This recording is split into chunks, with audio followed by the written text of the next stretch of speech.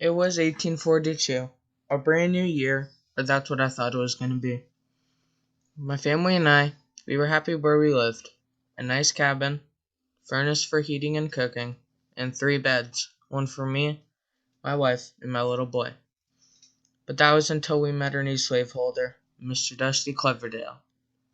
Man, we wish we used to have our old slaveholder, Bill. He would give us a warm environment, fresh food every meal of the day, and no whippings. And then when we met Dusty, he was very nice at first, and when we first met him, his intentions were great. My family and I were very excited, but when we saw our cabin, we knew this wasn't going to be easy. The aroma of dead fish was very poor, and we refused to go inside. That was when we received our first whipping.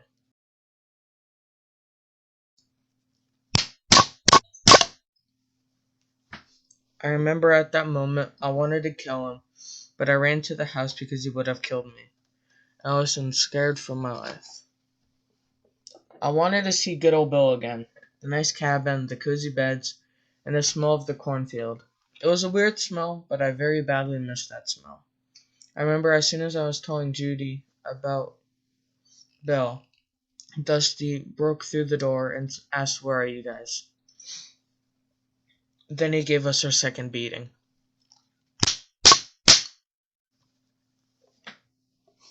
He proceeded to yell at us, "What are your names, even?" I told him, "I'm Ekon, my wife's name is Judy, and my son is Augustine." He then yelled at us, "Bunch of losers we got here, huh? Sleep with one eye open, you pricks." Then he shut down the door wildly. But before I tell you guys about what happened, here's my podcast sponsor. Have you guys ever wanted a free shooter game that you can play anytime? Well, Cover Fire is one of the best. Cover Fire is an action-packed shooter game on Google Play that is free and one of the best shooter games I have personally ever played. There are several rewards you can receive in the game, such as coins, crates, and sometimes real cash rewards. You can use these coins to level up players, guns, and several other cosmetics.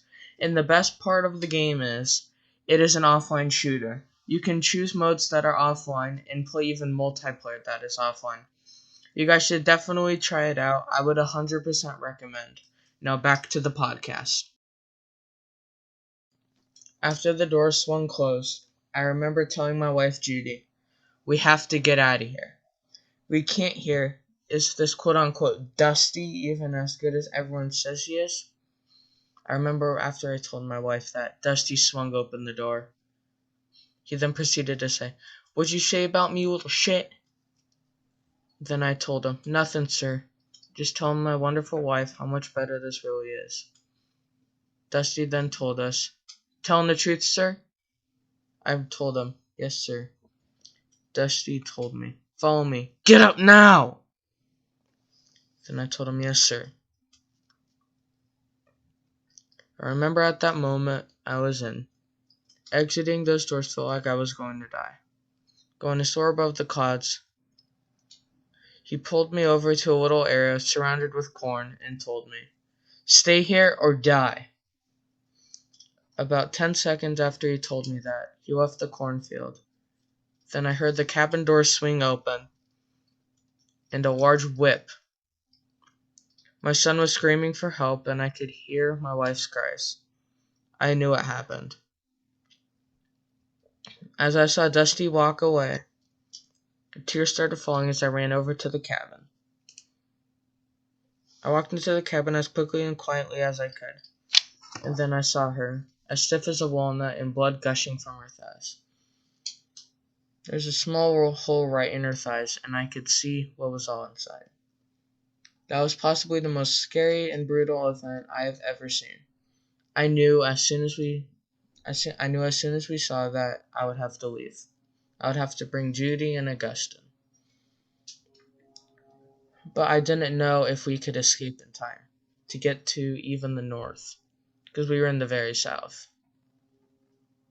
I remember Dusty came walking in as soon as he watched me go in.